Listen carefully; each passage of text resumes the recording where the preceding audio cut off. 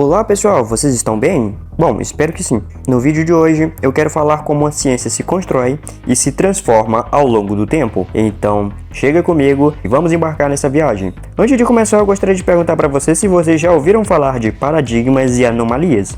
E de revoluções científicas, já ouviram falar? Pois é, esses são conceitos que foram propostos por um cara chamado de Thomas Kuhn, que era físico e historiador da ciência.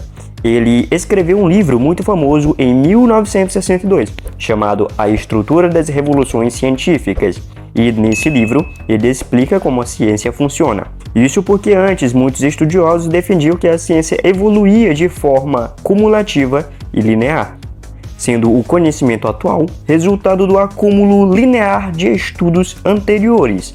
Mas segundo Kuhn, a ciência normal é aquela que segue um paradigma. Um paradigma é um modelo ou uma teoria que orienta as pesquisas e as explicações dos fenômenos. Por exemplo, durante muito tempo as pessoas acreditavam que a Terra era o centro do universo e que o Sol e os outros planetas giravam em torno da Terra. Bom, nesse sentido, esse era o paradigma geocêntrico, que foi defendido por vários astrônomos e filósofos da antiguidade até a Idade Média. Mas o que acontece quando alguém descobre algo que não se encaixa no paradigma vigente? Por exemplo, quando o Galileu observou em seu telescópio que os planetas tinham fases, como a Lua, e que algum deles tinham satélites próprios, essas observações eram incompatíveis com o geocentrismo e, por isso, eram consideradas anomalias. Uma anomalia é algo que desafia ou contradiz o paradigma e que não pode ser explicado por ele. Quando as anomalias vão se acumulando e se tornam insustentáveis, o paradigma entra em crise, em uma espécie de colapso. E nesse momento que surge a possibilidade de uma mudança radical na ciência, que Kuhn chamou de revolução científica. Uma revolução científica é quando um paradigma substitui o antigo, oferecendo uma nova forma de entender e explicar os fenômenos. Foi o que aconteceu quando o modelo heliocêntrico, proposto por Copérnico e defendido por Galileu, se impôs sobre o geocentrismo, mostrando que o Sol era o centro do sistema solar e não a Terra. Mas não pense que as revoluções científicas são fáceis ou rápidas. Na verdade, elas envolvem muita resistência, dor, conflito e debates entre os cientistas. Afinal, mudar de paradigma significa abandonar tudo o que se acreditava antes e aceitar uma nova forma de ver o mundo. Muitas vezes, isso implica também em mudanças sociais, políticas e culturais. Por isso, Kuhn dizia que os paradigmas são incomensuráveis, ou seja, eles não podem ser comparados ou medidos por um critério comum.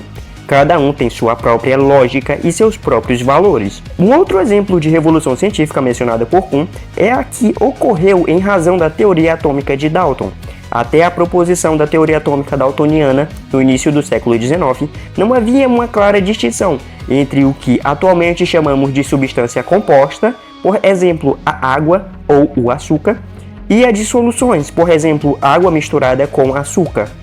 A teoria de Dalton causou uma mudança de paradigma tão relevante que os químicos revisaram muitos dos elementos anteriormente estudados, reclassificando vários deles. Um exemplo mais recente de revolução científica foi o surgimento da física moderna no final do século XIX e início do século XX.